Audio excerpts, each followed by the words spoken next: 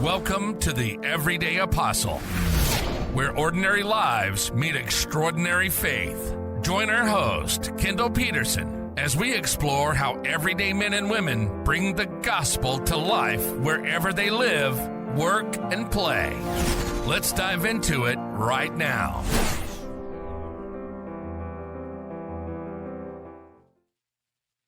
Hello and welcome to episode 8 of the Everyday Apostle podcast. It's a thrill to be here once again. We're back live in the studio and excited to bring a really great show to you today. Thank you for all of the prayers. Thank you for all of the messages and all of the support that you guys have given in this endeavor. I'm kind of excited. We're at episode 8 and just working our way through it all.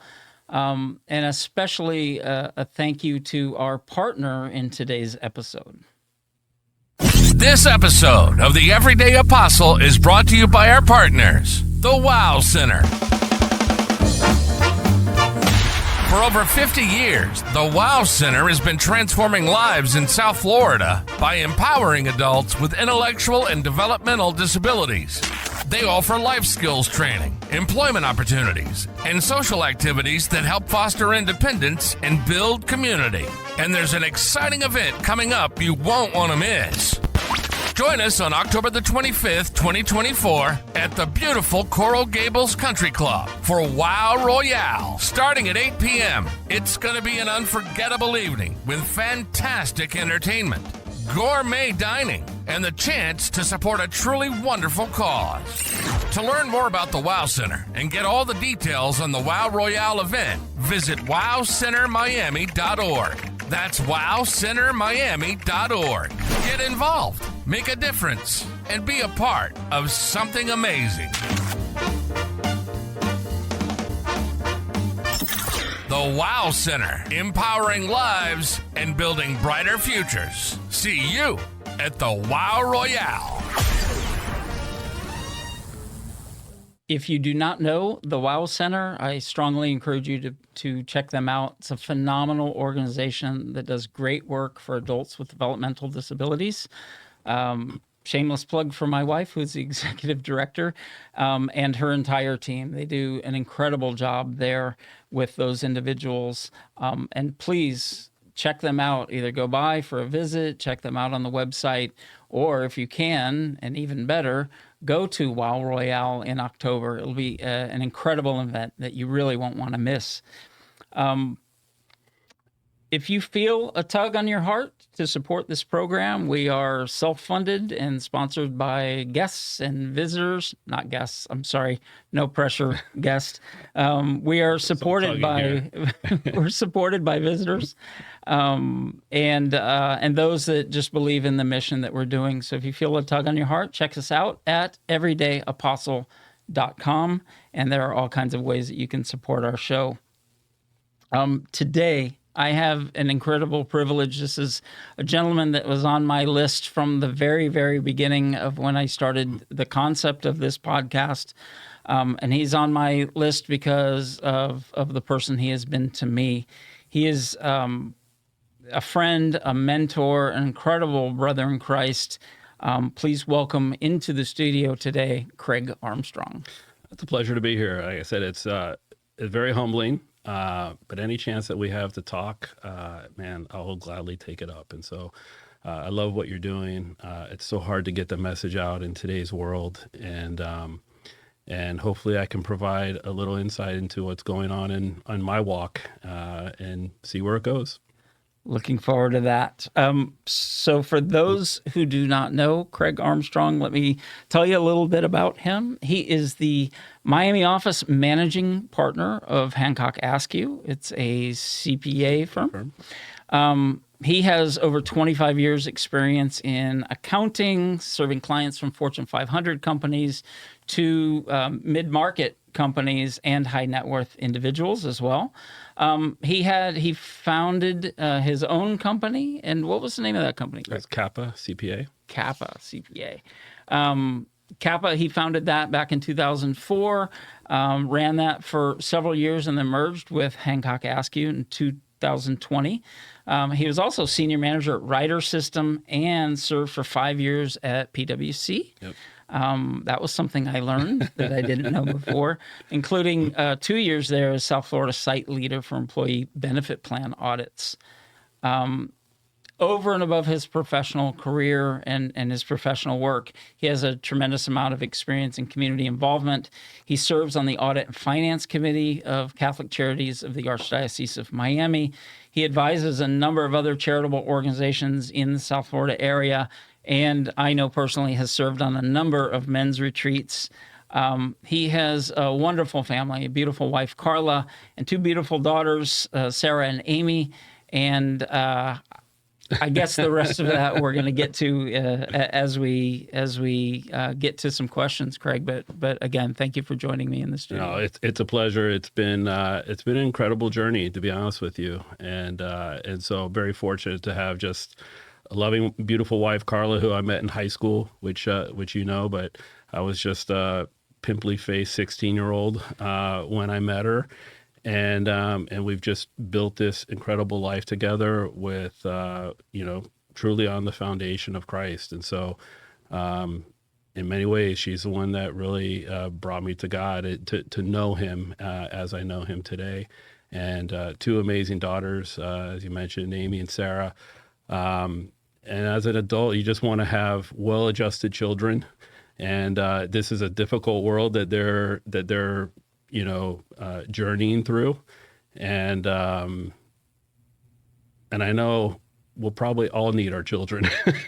The way that technology and everything moves forward, it's a challenge, but it's awesome.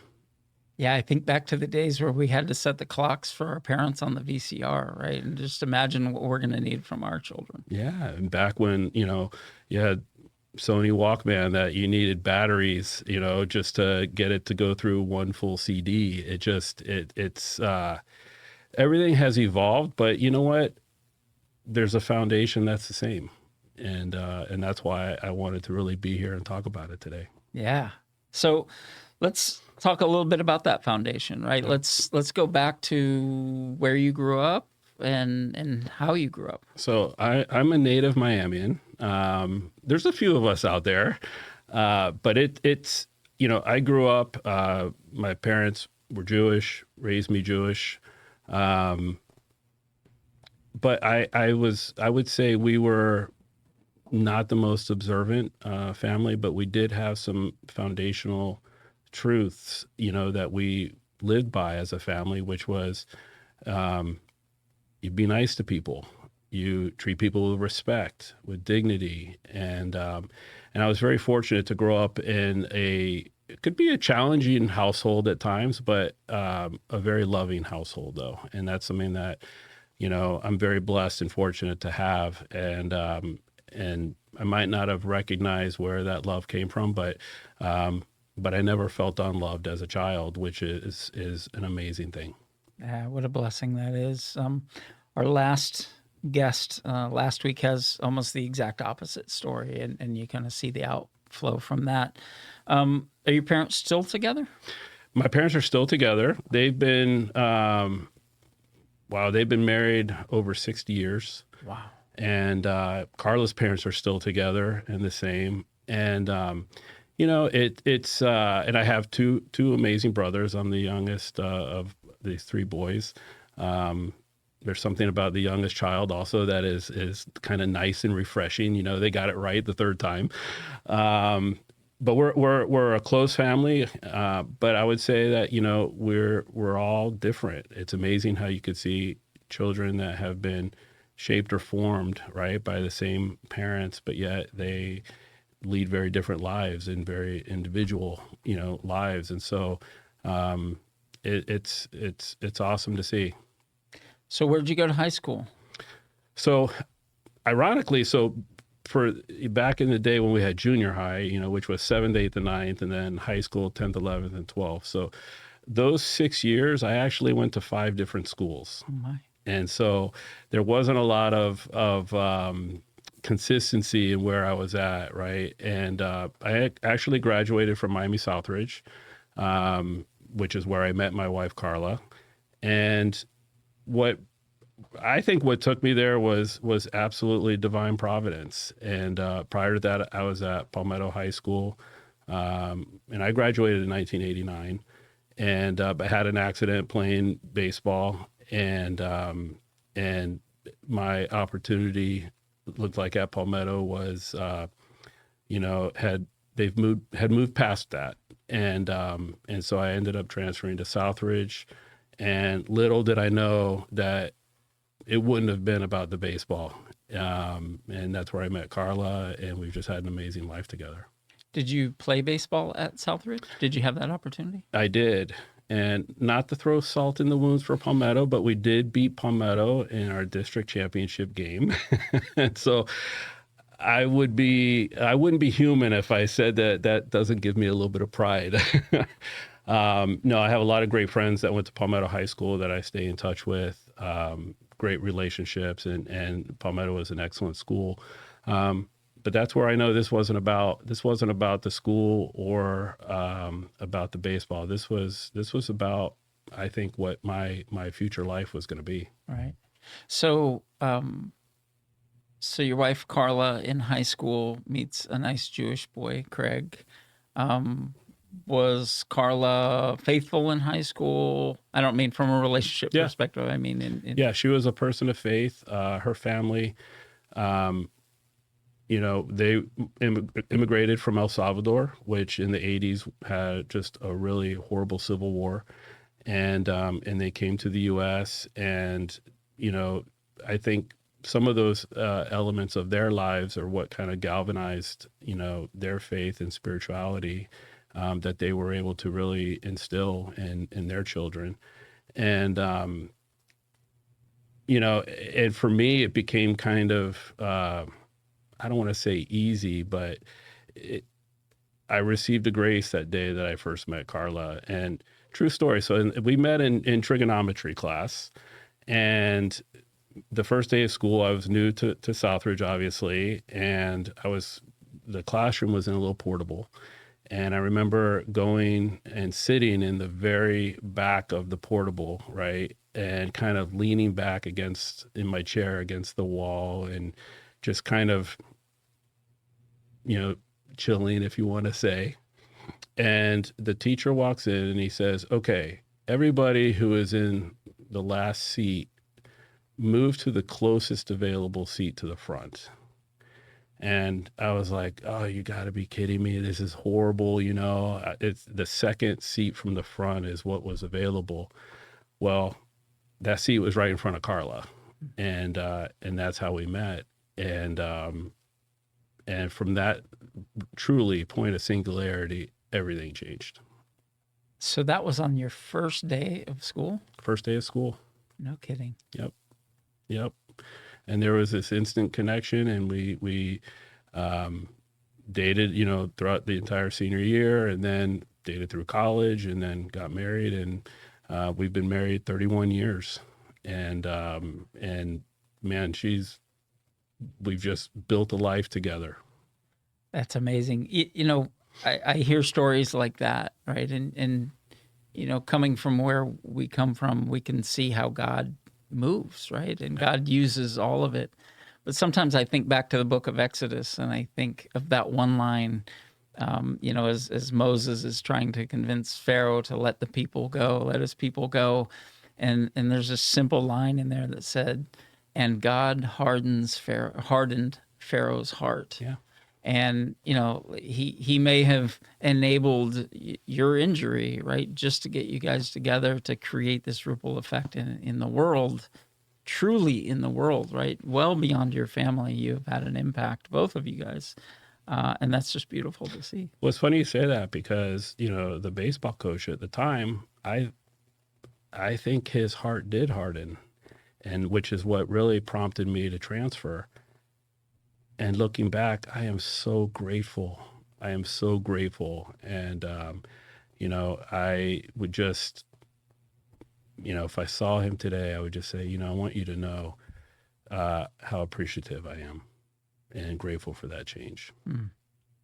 So that's incredible. And I find it hard to believe that I've known you as long as I have, and I didn't know that story. But So you're moving forward. You're in high school, and there's got to be some swirliness to that, right? You Yes. are a bit bitter and jaded and all of that, but you move through your high school years, and you've met Carla, and things are going well. Kind of talk to me a little bit about your life progression on up through college. Yeah, I'll tell you, it's the interesting thing for me is I had always felt that there was something more than what just we were experiencing, let's say, on a day-to-day basis. I had always been fascinated, for example, with astronomy and looking outward, and even the subtleties of things that we don't maybe that we're not sensitive to, but that exist. Like, we're really on this earth traveling at a very fast speed around the sun, but yet we're here and we don't feel it, we don't sense it, we just kind of exist with it, right? And so throughout my kind of formative years, I never really understood. I believed in something more. I just never really had the formation to identify maybe what that was. And even after Carla and I were dating and building a life together, I remember I was, like growing up, I thought the Pope was somebody who wore a funny hat and we made fun of. And I'm embarrassed to say it, but it's true. That's what was instilled in me. Or if somebody professed to be a Christian, my first reaction was, this must be a hypocrite. And like, I'm going to put my guard up because I'm not going to be open to that. And, all these fronts that I put, right, really were so misplaced and guided that as over time, as I start to talk with Carla, talk to her parents, kind of really invest in going to mass with them, and just sometimes half the time we went to the Spanish mass and I didn't know what they were saying, but you know what, I started to see things within that, particularly centered around the Eucharist, that I just could not deny. And I think that was kind of the moment that my heart started opening, right, and allowing other graces, even without understanding, right? I always come back to Thomas, right? And I didn't need to have wounds to put my hands in, because as I encountered people who were truly consuming the Eucharist, and I could see this transformation in them that was palpable. And it was undeniable. It was like seeing a magic trick over and over again and being blown away every single time. And that's what kind of started to lead me into this pondering of, you know what, I really want to learn and to understand, because I think that was really for me what the pathway to just being happy and content, and a joyful happy, not just, like the Hurricanes won national championship happy, but like happy with no matter what is going around me. So a relatively slow progression of consuming all that you could intellectually and spiritually, right, in the presence of Christ. Yes. I didn't dive in. Right. I tapped my toe in, and I was, in some cases, I would say I was defiant in my, which was an internal conflict, right? Like I felt defiant to how I was raised and who I thought I was. But yet knowing that wasn't the fullness of who I am. And I think that type of internal conflict actually fueled me to work through it. And I did. So was there an aha moment? I don't know if I would call it. Yes, there is, but not in when I would say actually during the Emmaus retreat, there was an aha moment. But prior to that, I really felt God calling me in answer to one of my prayers to him, which was, I in earnest wanted to know him and know who he was. And he spoke to me, and I only say spoke because I don't know other words to convey how he imprinted this into my heart. But it was a pretty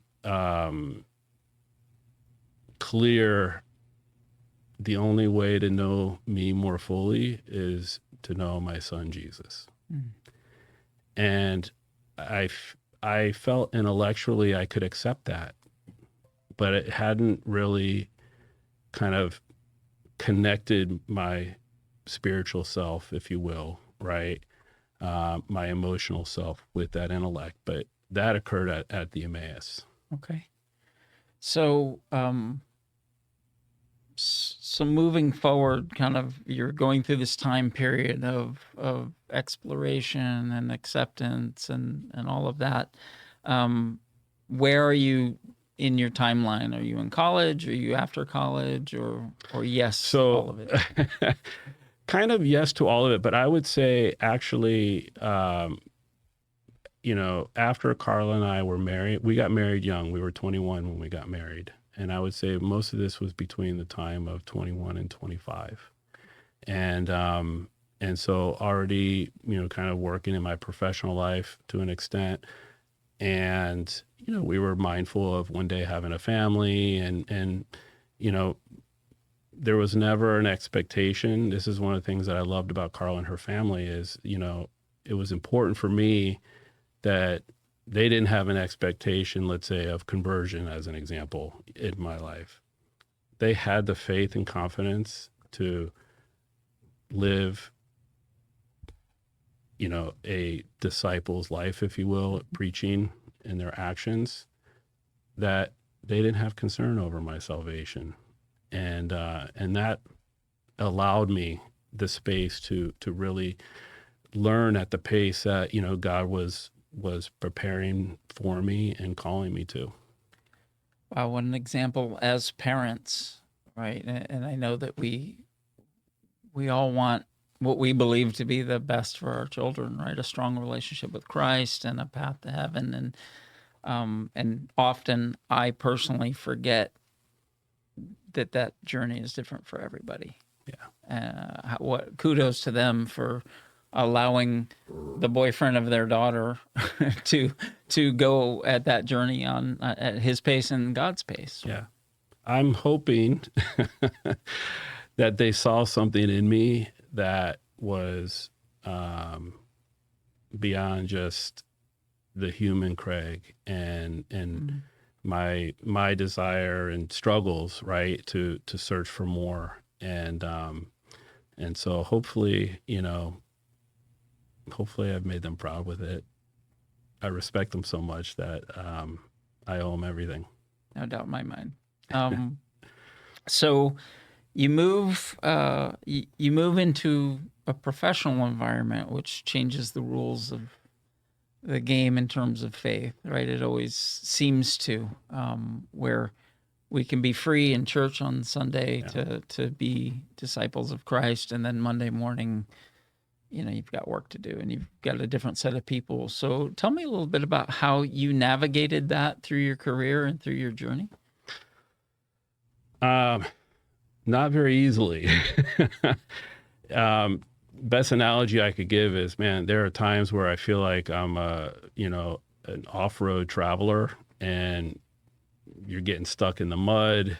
You get out and think you're going to make it and you realize, you're right back to where you started. I think the business world is really no different than any other industry, or any other field. I think that's one of the misnomers I think that people have with respect to, well, it's hard maybe in a professional kind of business environment to live a life that you feel we're being called to live, right? In my case, a Christian man.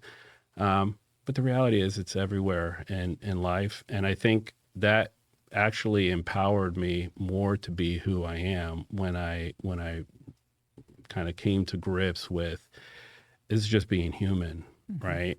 And I think what really drove that for me and kind of gave me the, let's call it the authority, right, to live my life that way was at the Emmaus retreat, which was in June of 2001. And I converted to Catholicism in April of 2000. But when I did the Emmaus retreat, that for me, that's where that aha moment of what it meant to be a Christian man. And by Christian man, I mean, I think loving somebody who intellectually, you could say, probably doesn't deserve to be loved by some of their actions and behavior, but you love them anyways because we're called to be, to administer that love, and you can do it with sincerity. That's a transformational moment. You want to talk about like tough, right? To me, a person who can love somebody who has hurt them, right? I don't think there's anything tougher in a human being than doing that. And it's a supernatural toughness. It's not by our own account, right? But that's where I received in my journey, I believe I received the grace of that empathy of really what it meant to, despise the sin, not the sinner. It's very convenient to say, but unless I think someone's open to that deeper connection with the Lord, I don't think it'll ever resonate. That's a fact. And, I've been loved by you in that circumstance, right? Despite what I was doing in my life, you and my wife and many others chose to love me. And nothing I've ever experienced says, nothing represents God and the love of Christ and that grace more than that. Yeah. Right? That's such a profound message. Sorry for the tangent on that, but you were really speaking to my heart here. Yeah. And it's, and this is where in the business world, right? Again, it's no different. People are people. But, there's a persona that some feel you have to have, let's say, in the business world. And what I'm finding is that it's really being your authentic self, right, is what really resonates with people wanting to do business with you, and being dependable and also, being able to get ahead of the challenges, right, that might toe the line, of navigating the gray. And because without it, I think it's very easy to cross a line and not know it. It's not that there was maybe an intent to do it, but it can be done. And you look back and you're so far over the line, it's too late, or there's been real damage done. And so it's so important to have that sense of grounding. I can say it's not for my own account. I think it really is a grace that I've received, and I'm so thankful to have it, because it really has given me the ability to say no at times, right? Or to surround myself with people who are going to help lift me up and not tear it down. And so it's really transformational when you kind of let go and allow him to kind of increase in you, and you start to learn how people's behaviors maybe come from really a place of being wounded. Pope Francis had an interview that was in a book, The Name of God is Mercy. I would encourage everybody to read it, because it talks about the deep wounds that humanity has. And that's where it gets to, am I going to be an instrument of God's mercy? Not my own mercy, because that's nothing. But am I going to be an instrument of God's mercy? Or am I going to be preventing somebody from getting God's mercy? And that's how I try to measure my actions. And I fail a lot of the time, but I know where I'm going and who I want to be with respect to that. So, since we have time considerations, unfortunately, 'cause this could go on for hours, but what can you share with the listeners out there?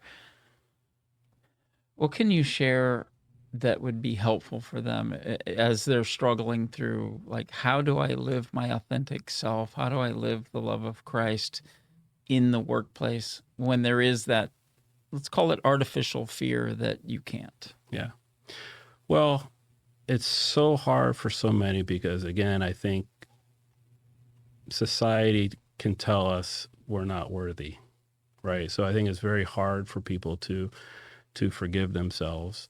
And then I also think what the other big variable is just general mental health issues that we have, right? And so what I would encourage people is really try to find the soil, if you will, right? That's going to be fruitful for you. And,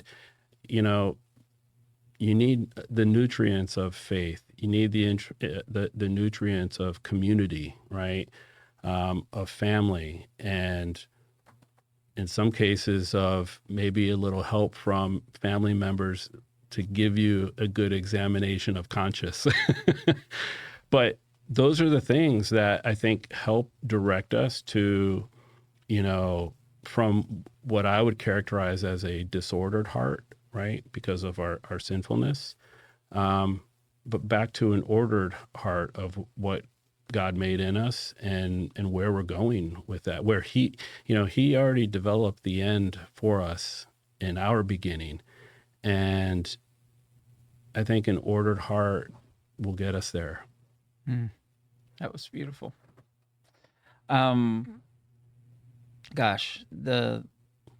We are out of time. Beyond out of time, actually. Craig, thrilled that you were able to be here, and thank you for sharing, your story and your message. Thank you so much for that.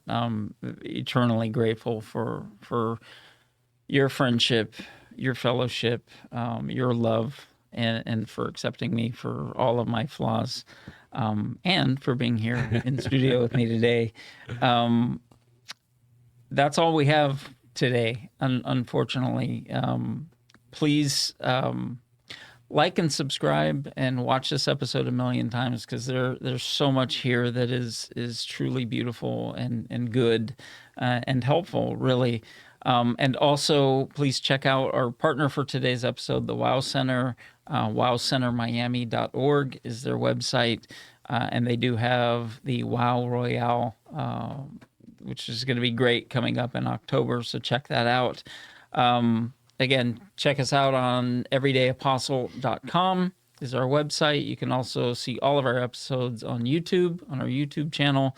You can see us or listen to us on Spotify and on Apple Podcasts. And with that, I encourage you guys to continue your journey of faith, to continue in prayer, and to love one another. Thank you. Thanks for tuning in to the Everyday Apostle. Don't forget to like and subscribe on YouTube, on your favorite podcast outlet, and at our website at everydayapostle.com. Until next time, stay blessed.